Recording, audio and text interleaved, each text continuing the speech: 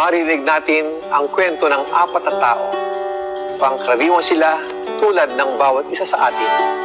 Ordinary men and women whose lives took a turn for the extraordinary. Paano nila nabago ang kanilang mga buhay? Iba-iba ang kanilang mga pinagmulan. Isa akong registered nurse by profession dati. I'm working 20 hours a day. Dalawa yung trabaho ko. 7 p.m. to 7 a.m. ang duty ko sa hospital. Tapos after ko sa hospital, diretso naman ako sa isang school. Nurse naman ako doon from 8 a.m. to 4 p.m. Isa sa mga reason bakit ako nag-join sa Empowered Consumerism, naniniwala kasi ako sa isang principle na para malaman mo kung saan ka papunta o ano yung pupuntahan mo, tingnan mo lang yung mga nauna sa'yo. Kaya yung tinignan ko yung buhay ng chief nurse namin, ayoko ng buhay niya. Kaya sabi ko may gagawin ako na hindi dapat niya ginagawa para magkaroon ako ng mga bagay na wala siya. Kaya yun talaga yung nag-push sa akin. I grew up in a poor family. Both my parents ay hindi nakatapos ng pag-aaral. Lumaki kaming hirap dito sa Romblon. Naranasan kong maggapas at magkopra.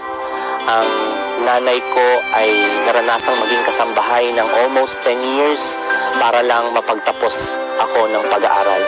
Ang tatay ko naman ay isang driver at nakikitira lang kami sa aming mga kamag-anak to the point na maranasan naming palayasin ng madaling araw.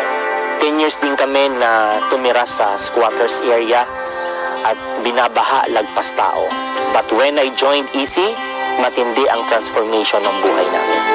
I grew up in a poor family and yun nga, hindi pwede na magdedepende na lang always sa parents. Kaya noon, kahit sa kabata-bata ko po, dumiskarte na ako. Nagbebenta na po ako ng snacks, ng load, para lang talaga makabayad sa mga gastusin sa school. Na-introduce sa akin ni Coach RJ ang C24/7 last 2015. Pinagbigyan ko lang po siya sa unang alok niya sa akin. After nun, hindi ko na po ako bumili. After 2 years, 2017, doon po ako na stroke. Isa ako sa mga basic example ng tao na hindi talaga naniniwala sa ganitong industriya. Pinagtatawanan ko pa sila dati. Nung nag-a-apply na ako nun papunta sa ibang bansa, merong isang babae na nag-text sa akin na sabi niya, "Nurse, okay lang ba mag-date tayong dalawa?" Since crush ko siya, tapos maganda, maputi, so sumama ako sa kanya. So pagkita namin, hindi naman kami nag-date. Ang ginawa sa akin, dinala ko sa isang seminar room. Ang daming tao, and doon ko nakita yung empowered consumerism, and doon lahat talaga nasagot ang misconception ko. And doon ko talaga naiintindihan bakit maraming nagiging successful, bakit maraming nagbabago buhay.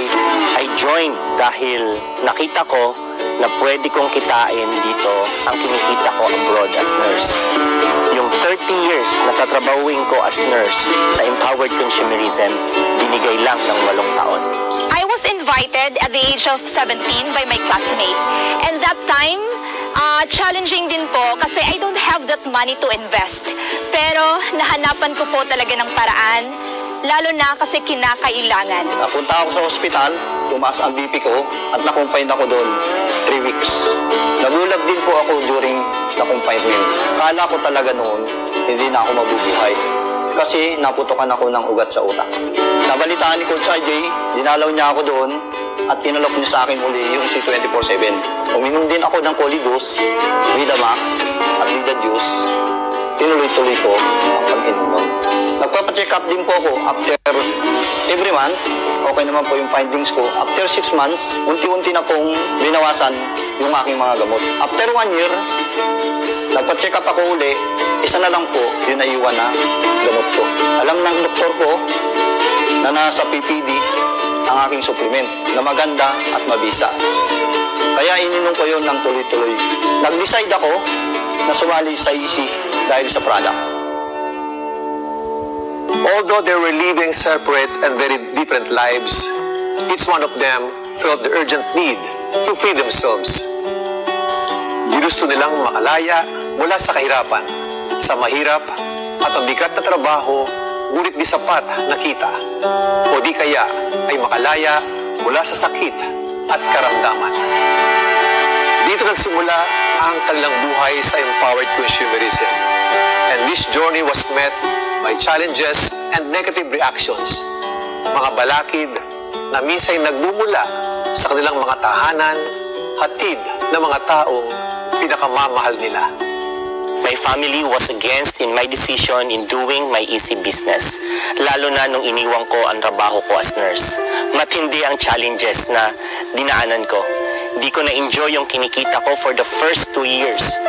Lahat ng kinita ko napunta lang ata sa mga expenses. Ang dami kong rejection. Lumayo mga kaibigan ko kasi akala nila re-recruiting ko lang sila. I almost quit. Kasi that time, nakiusap na talaga yung parents ko na i-quit ko na tong easy. Knowing nakita na nila yung sacrifices ko dito, mas pumayat ako. Tapos sabi nila na pinapagod ko lang yung sarili ko dito. Mas dapat focus na lang daw ako sa pag-aaral. Pero that time kasi dineclare ko na yung mga malalaki kong goals dito eh. And pag mag-proceed ako sa kung ano yung gusto nila, I cannot see the vision of my big dreams by just merely being an employee. After na makalabas ako ng hospital, nag-join po ako. Paglabas ko, nag-avail ako ng 3 heads. Nag-active din po ako sa EC after 1 year, 2017 and 2018. Nasa bahay lang po ako noon kasi bawal pa akong lumabas. Nagsishare na rin po ako noon ng product. Pinupuntahan ko kahit mahina pa ako, basta kaya ko. Struggle ko po, mga kamag-anak ko na hindi naniniwala sa akin. Hindi ko tiningnan yun. Tiningnan ko ang mga pangarap ko. Ang dami ko ding struggle na na-experience sa journey ko. Pero hindi ko siya tinatawag na struggle. Ang tawag ko sa kanya, adjustment. Noong 2014, when we are hit by a typhoon sa Sorsogon, biglang nilipad talaga yung bubong namin during typhoon. And talagang nabasa lahat ng gamit. Yun ang pinaka-downest moment ko sa journey ko sa pag-network. Down ng mga leaders ko. Hindi ko rin yun alam ang gagawin ko kasi talaga nasira yung bahay namin. Kailangan na ng support ng family ko din. Tapos kailangan din ng support ng leaders ko. So hindi ko alam kung paano sila i-juggle. Kasi ang savings ko nun talagang konti lang talaga. And na-experience ko talaga na natutulog. Tapos kitang-kita mo yung langit. Kitang-kita mo yung mga stars. Yun na yung turning point ng life ko noong 2014. Kasi dahil doon and dahil din sa mga na-experience ko, doon ko na-realize na kailangan pala siya pagdaanan. Kailangan pala siya maging part ng journey mo. Kasi doon ka imo-mold into a better person. Doon imo-mold yung personality mo. Doon imo-mold yung character mo. Para pag binigay sa iyo yung blessings ni God, para pag binigay sa iyo yung success, ma-handle mo siya ng maayos at mapasa mo din sa iba. At this point, I now invite you to listen even more closely. Pakinggan natin kung paano nila hinarap ang mga hamon na ito. And let us discover how they achieve the freedom to live the life that they have been dreaming of. Nagkaroon ako ng vision. Nagkaroon ako ng vision na yun ang mga nangyari ngayon sa akin. This is just a vision before na pwede ako magkaroon ng sasakyan, pwede akong magkaroon ng housing lot, pwede akong kumita ng malaki, tapos kasama ko lang yung mga mahal ko sa buhay. Kaya yun talaga yung nagpa-stay sa akin dito, yung vision ngayon. And I'm so thankful because ngayon, yung dating vision lang, pero ngayon, nangyayari na ngayon sa buhay ko. Na-experience ko na yung lifestyle na dating sinasabi lang nila na ito yung pwede mo ma-experience. Ngayon, nangyayari ngayon sa akin. Never talagang pumasok sa utak ko na mag-quit ako. Kasi wala nang opportunity sa labas na pwede mo makuha yung mga pangarap mo, nakasama mo yung mga mahal mo sa buhay, na nandito ka lang sa Pilipinas. Kaya sabi ko sa sarili ko, bakit pa ako pupunta sa ibang bansa? Pares lang naman, mag-e-effort ako, mag-sakripisyo ako, magbibigay ako ng oras. Malaki nga naman ang kikitain ko, yun nga lang, malayo ako sa mga mahal ko sa buhay. Pag ako nagpa-apekto sa mga taong hindi sumusuporta sa akin, saan ako pupulutin? Wala na akong babalikan dahil nag-decide ako na mag-full-time sa Empowered Missionaries. Yun yung time na gusto ko na mag-quit. May mga grupong nawawala sa akin and I experience yung puyat. Uuwi ako ng madaling araw na. Yung mama ko nag-worry na sa akin kasi sabi niya, anak, baka mabaliw ka na. Wala na sa oras yung pagkain ko, puro na lang power. But I gave my best for the first to second year. I decided to stay dahil malinaw sa akin kung saan ako pupunta sa ginagawa kong desisyon. Pag sumuko ako, sigurado yung hirap ng buhay namin magpapatuloy lang. Nagstay ako dahil alam ko na mag-prosper ako at may magandang mangyayari sa akin dito. So I decided to stay. I also had my downlines na mga kabataan din na sobrang laki din ng pangarap and they also took their sacrifices. And question ko sarili ko, ako mag-quit? Ako pa yung reason bakit sila nag-grab sa opportunity na to. I realized kung mag-quit ako sa dreams ko, it's just like quitting the dreams of someone else. Kaya yun, naging mas matured ako that time. Hindi lang ako nag-focus sa sarili ko. Yes, meron mang maraming sacrifices, hard works, bullies, negativities. Pero that time, inintindi ko na lang talaga. Kasi for me, it's better to understand than to be understood. Lalo na pag wala ka pang resulta. Hindi ko masyadong alam ang online. Pero laking pasasalamat ko at nandyan yung mga upline ko na sumuporta at tumutok sa akin para malaman ko yung online. Part-time ko lang pong ginagawa. Pero ang plano ko po, lifetime ko pong gagawin ang easy. Dahil alam ko, pag nasa easy ka, may patutunguhan ka. I just enjoy the process in doing the business. Unti-unti kong naramdaman ang pagbabago after I experienced that hardship. First check ko was 54,000 pesos and that made me decide to do easy full-time. After 6 months, I bought my first car in 2012 and that was Hyundai Elantra. I was awarded as Millionaire Circle member on my 10th month, same year. And after a year, I bought my second car, the Montero Sports. And that year, 2013, I was awarded as top 7 rising star sa batch namin sa buong company. On my 5th year, I hit the profit sharing and US trip and got a multiple 10 years US visa. That year, I was able to buy my third car, which is niregalo ko po sa aking asawa. That year also, nabilhan ko rin ang sasakyan ng aking tatay. And I qualified 4 times for the profit sharing. Got my house in Valenzuela, in Canelia Vera. And I have 2 BCO Valenzuela and BCO Romblon. Nagpapagawa ko ngayon ng bahay dito sa Romblon for my parents. And now here also in Romblon, our latest project is a mini hotel with 12 bedrooms with swimming pool, beachfront, and a restaurant. Dito ko din sa easy na experience sa mga di basta-bastang achievements. At the age of 18, I got my first 100,000 check.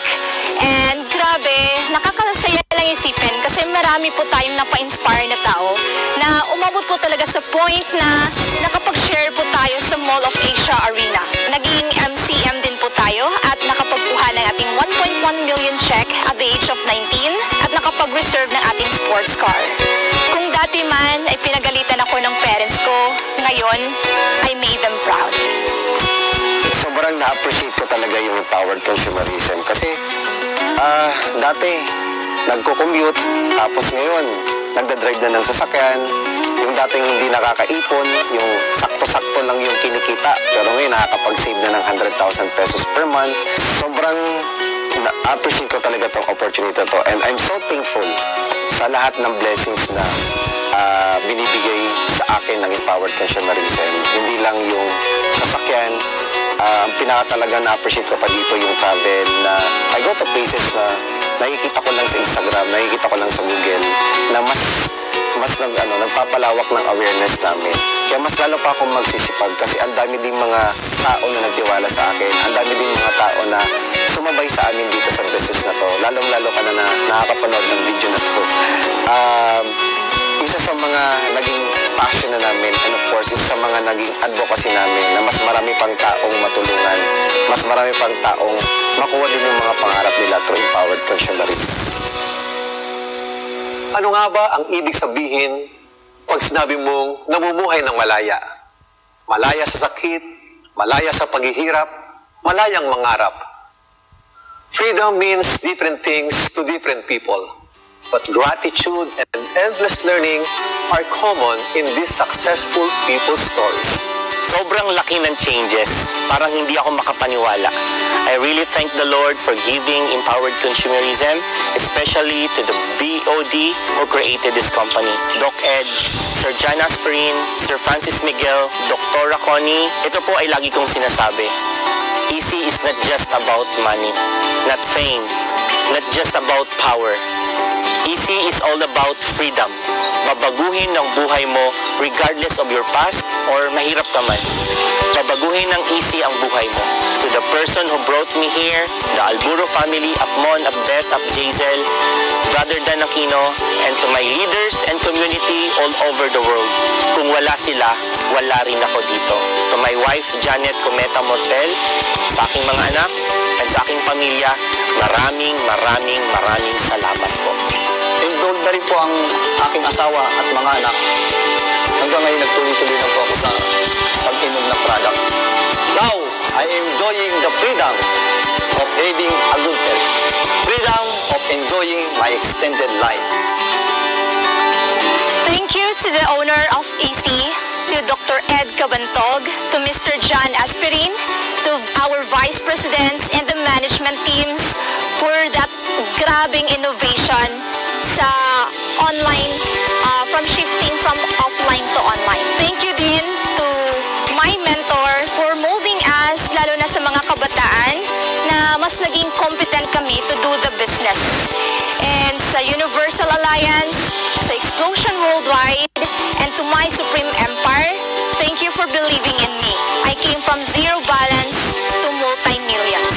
Hindi lang sa financial yung naitulong dito, but also yung mas importante sa lahat, yung freedom. Yung tipo na you had the freedom to do what you want, the freedom to buy what you want, to eat what you want. Kasi dati I don't have any option at all. Mahirap maging mahirap. So thank you so much, Easy. Me, as a 20-year-old girl, a silent dreamer before, is now part of those people na nagpapa-inspire at nagbibigay inspirasyon sa iba. It is a big privilege for me that at this very young age, binago nyo yung buhay ko. Thank you sa lahat ng bumubuo ng Empowered Consumerism, lalong-lalo na sa lahat po ng mga PODs, kina Doc Ed, Sir John, and Sir Francis Miguel, kina Dr. Connie. So thank you so much po for giving us this opportunity sa lahat ng bumubuo ng management team, sa mga training team, sa lahat, sa Speakers Bureau, and sa lahat po ng staff ng Empowered Consumerism. So thank you so much, lalong-lalo na po sa service na binibigay niyo po sa amin. And of course, sa lahat ng naging mentors ko dito, kina mentors Joseph Lim, Jackie Concepcion, Elman Tipanyo, and June Maceda. So thank you so much for your life, and of course for coming to my life na sobrang ang dami niyo pong naitulong talaga sa akin kung nasan man po ako ngayon. Of course, gusto rin magpasalamat sa family ko. Sa lahat po ng mga nanonood na to, sino ba naman ako dati? Katulad mo lang din ako na walang alam pagdating sa business na to. Naniwala lang ako sa sarili ko, naniniwala lang akong kaya ko, at naniwala lang ako sa Empowered Consumerism na ngayon po, isa na sa mga nabago ang buhay at nararanasan po yung freedom, yung time freedom and financial freedom na naging promise po sa amin ng company. Four very different people. Four very different stories. Yet, they have one thing in common. Lahat sila lumaban. Lahat sila nagdesisyon. All of them chose Empowered Consumerism. All of them chose